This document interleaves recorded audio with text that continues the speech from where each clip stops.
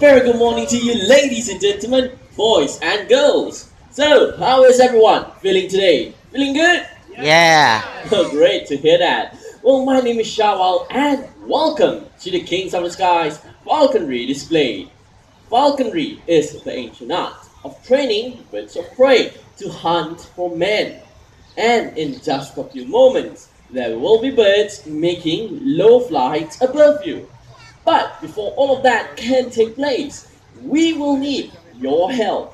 When the birds are flying really low above you, please do not try to reach out and touch them.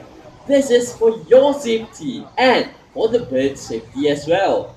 And also, do refrain from standing up or walking around during the show. You might distract the other audience. All you need to do is just sit back, relax, and enjoy the show. So, are we all ready for the show? Yeah. Oh dear, not convincing. Let's try this one more time. All together now. Are we all set for the show? Yeah. Alright, much better. And with that, everyone, let us begin. Oh.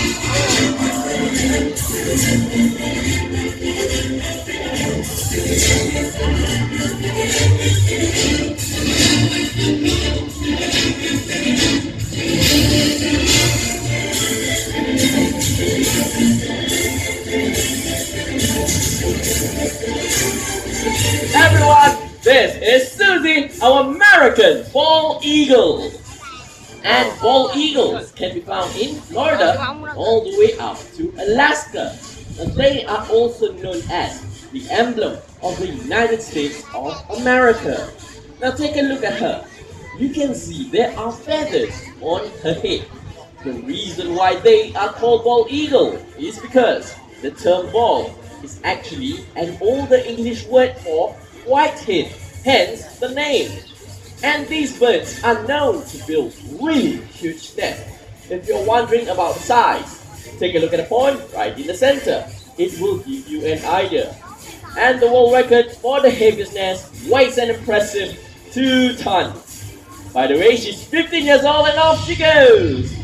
Thank you, Susie, our American bald eagle.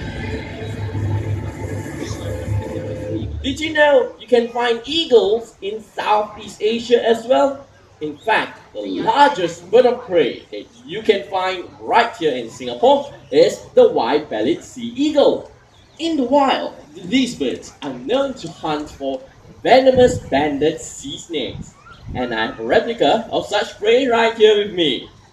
I'm going to throw this into the pond and we shall see our eagle dive down and try to snatch this off from the surface of the water.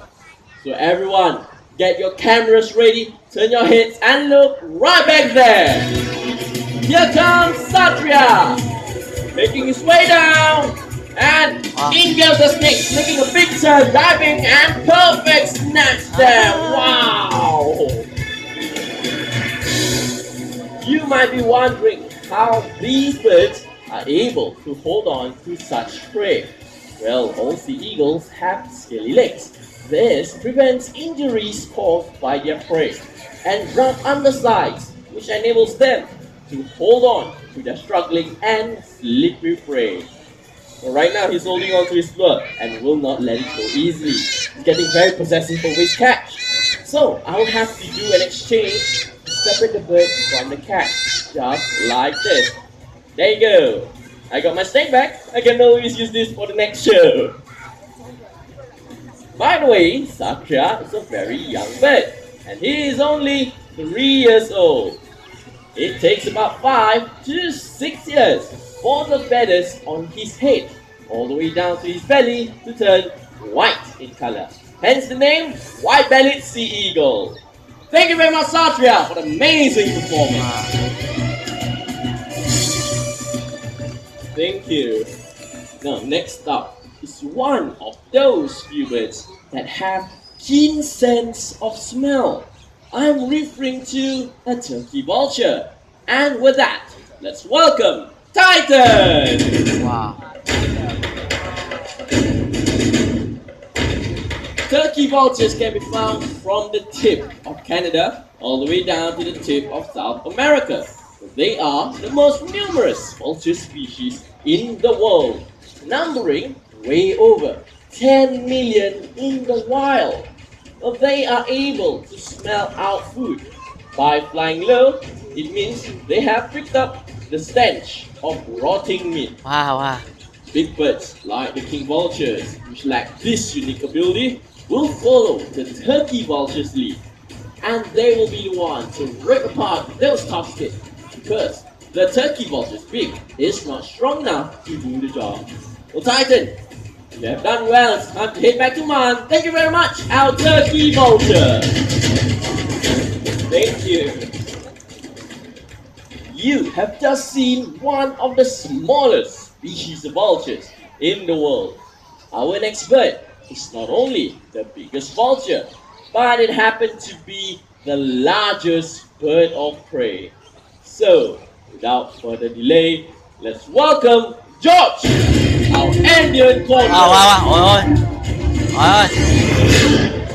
Andean condors can be found in the Andes mountain of Peru.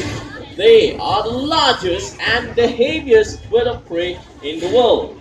Weighing at 15 kilos, they have an amazing wingspan that can measure up to 3.2 meters. Let's check out his wings. Right, Wow. George, time to show off. Thank you. Could you help me out a bit? Hey, alright. Let me try this one more time. Alright, George. Right up here. There you go. Wow. There you go. Wow! Now, because they are so heavy and their wings are so big, condors prefer to live in windy areas where they are able to glide on air currents with little effort. And being a scavenger, they hardly hunt. So whenever they chance upon a carcass, they will try to eat as much, as quickly as possible, because they do not know when their next meal will be. They have a very powerful suction system which enables them to swallow their food extremely fast. Thank you, George. Besides the flights of eagles, hawks, and falcons, the modern falconer are also known to fly their nocturnal counterpart. Now, when I mention the word nocturnal, what type of bird of prey comes to your mind?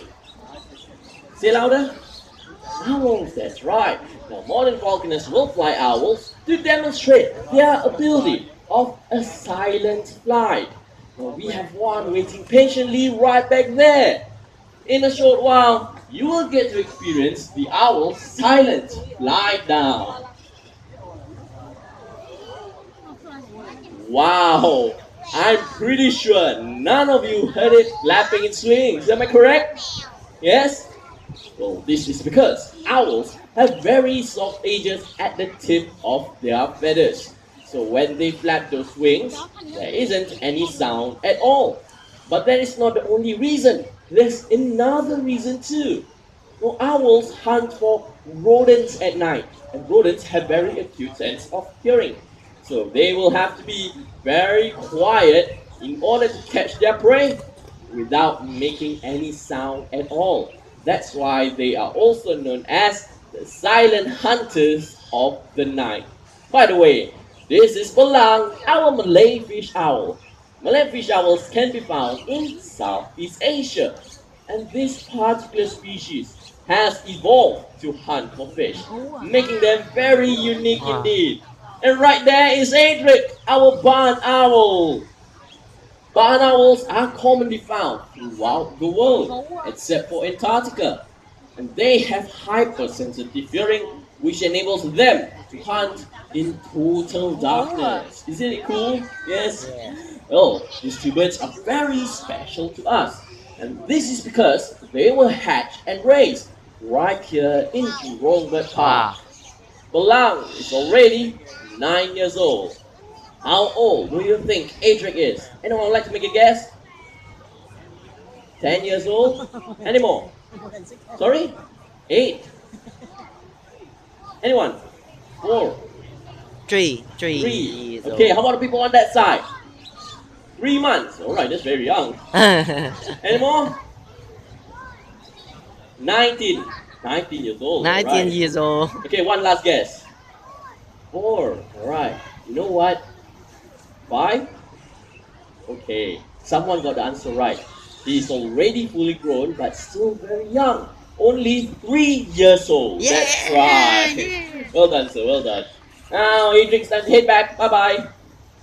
Now, talking about owls in general, there are more than 200 species of owls that you can find throughout the world. And all of them are able to do one common thing, turning their head all the way to the back. Now, how many degrees do you think an owl can turn its head? Yes, 360. I heard 270. 360, 270? 270 as well. Any different answers from these two? 270 and 360? 160, 170, 170. All right. Okay, that's very interesting. Now I'm going to try something out. Who thinks it's about 170 or 180 degrees? Come on, anyone?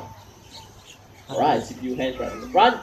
Okay, next 270 degrees. 270. 200. Okay, about the same. And last but not least, 360 degrees. 360. Alright, and the correct answer is 270 degrees. That's right. Now 180 is what you and I can do. So now heads from the left to the right. And the owls are capable of much more than that. But 360 degrees is a bit too much. In fact, it is a full circle. So they might sprain their neck. We don't want that to happen. So it's just 270 degrees. Well, belong, it's time to head back. Thank you very much. And now we have come to the interactive part of the show. It is time for an audience participation. And I will need the help of an adult volunteer. So how about this morning we have a lady to help me out. I need a lady. Yes, anyone. Yes, you, ma'am, the one wearing the hat. I need you to make your way in. Let's give her some encouragement, everyone. Thank you. Right this way, ma'am.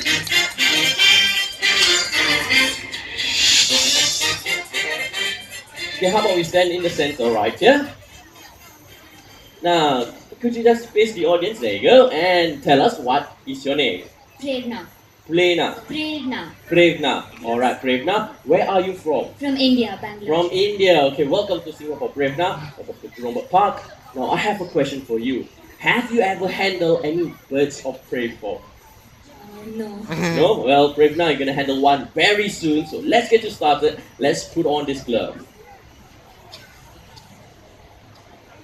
Now, Prerna, once you're comfortable, I need you to raise your hand like this. Keep it strong and firm.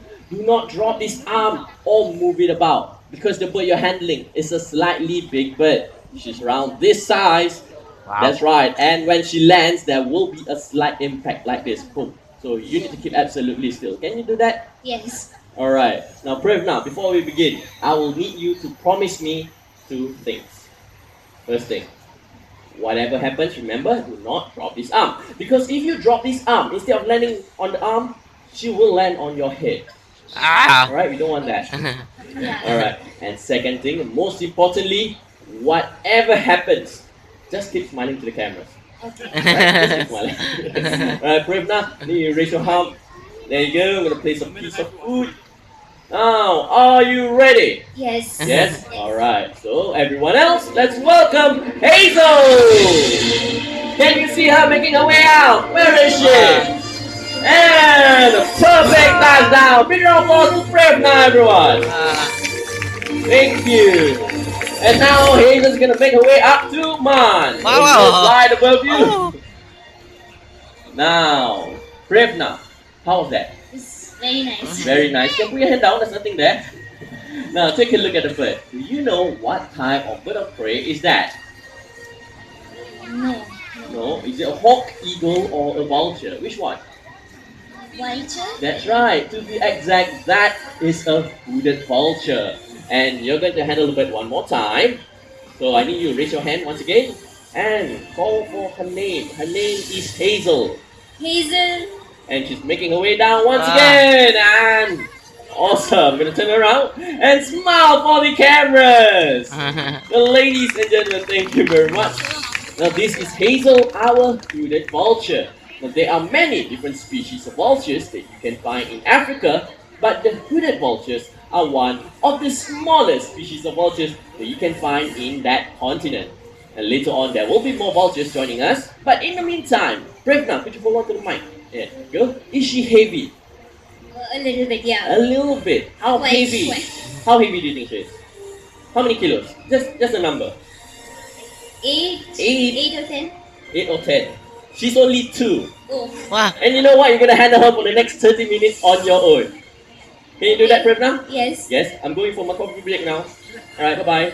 You can stay close. You know what? Hazel, you have done well, and it's time to head back home. Home is all the way back to Swacia.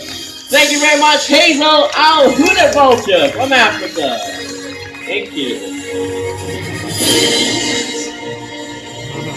First down, before you go, can you just share with everyone here how was the whole experience handling a bird of prey?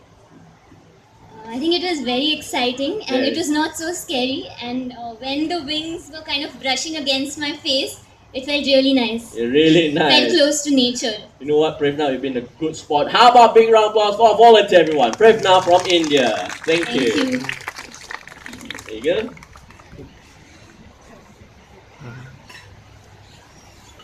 Now, ladies and gentlemen, vultures are very important birds to the environment. And this is because they help to reduce the spread of contagious disease by feeding on carcass.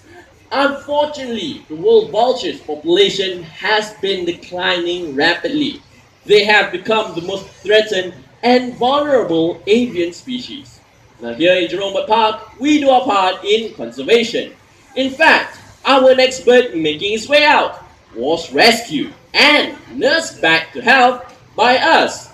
So ladies and gentlemen, help me welcome Genghis, our Himalayan griffin vulture. Wow. Now, these species can be found in the higher regions of the Himalayas and Tibet. Now, some migrating juveniles heading south happens to lose their way and have ended up in various parts of Asia. Now, Genghis happens to be one of them. He was found weak and dehydrated along shopping district right here in Singapore. We rescued him and nursed him back to good health. As you can see for yourself, he is doing very well right here in Jerome Bird Park and has become a part of our family. Now boy, thank you very much for coming out. It's time to head back in. Thank you very much, our Himalayan griffin vulture. Wow. And with that, everyone, we shall continue. Wow.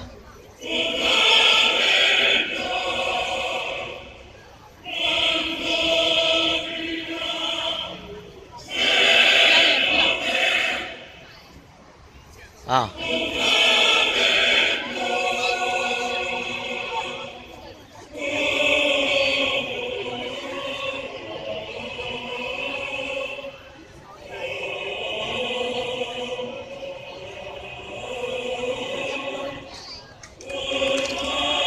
Ah.